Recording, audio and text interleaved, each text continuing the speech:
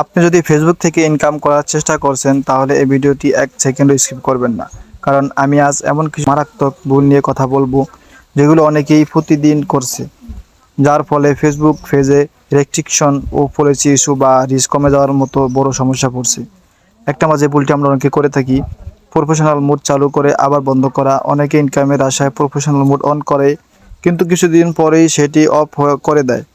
এতে ফলোয়ার আবার ফ্রেন্ডে ফিরে যায়, আবার পেজের রিচ একদম পড়ে যায়। রিচ একবার কমলে সেটি পুনরুদ্ধার করা খুব কঠিন হয়ে পড়ে, তাই একবার প্রফেশনাল মোড অন করলে তা অফ করবেন না। 2 নম্বরে আমরা যে ভুলটি করে থাকি, নিজের প্রোফাইল দিয়ে ভিডিও বারবার শেয়ার করা। ভিডিও আপলোড করে সেটি গ্রুপে, ফ্রেন্ডের প্রোফাইলে, হোয়াটসঅ্যাপে, মেসেঞ্জারে শেয়ার করা। এই কাজগুলো ফেসবুক পলিসি অনুযায়ী স্প্যাম হিসেবে ধরা পড়ে, ফলে পেজের ইস্যু চলে আসে এবং ভিডিও ভাইরাল হবে না। 3 নম্বর আমরা যে ভুলটি করে থাকি, একই ভিডিও বারবার আপলোড করা। একবার কোনো ভিডিও আপলোড করলে সেটি আবার নতুন করে আপলোড করা। ফেসবুক সেটিকে রিপিট কন্টেন্ট হিসেবে ধরে এবং পলিসি ইস্যু তৈরি হয়।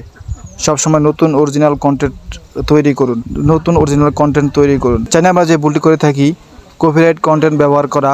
অন্যের গান, ভিডিও, ছবি বা ফুটেজ ব্যবহার করলে অরিজিনালিটি চলে যায়, এতে পেজে মনিটাইজেশন বন্ধ হয়ে যেতে পারে, তাই কোনোভাবেই কপিরাইট কন্টেন্ট ব্যবহার করবেন না।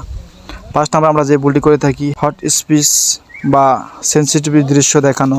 আপনার ভিডিওতে গালাগালি, হিংসা ছড়ায় এমন কথা, রক্তপাত বা অ্যাক্সিডেন্টের দৃশ্য থাকলে অবশ্যই ব্লার করুন।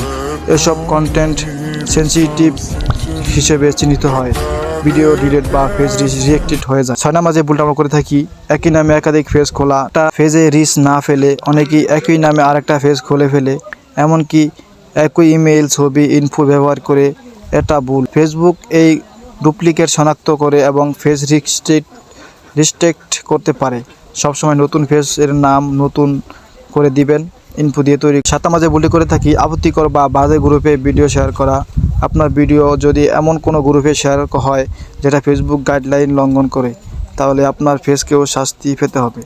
পরিষ্কার পরিচ্ছন্ন প্ল্যাটফর্মে কাজ করুন। শেষ কথা, আপনি যদি ফেসবুক থেকে সত্যিকারের ইনকাম করতে চান তাহলে সবসময় ফেসবুকের নীতিমালা মেনে কাজ করুন।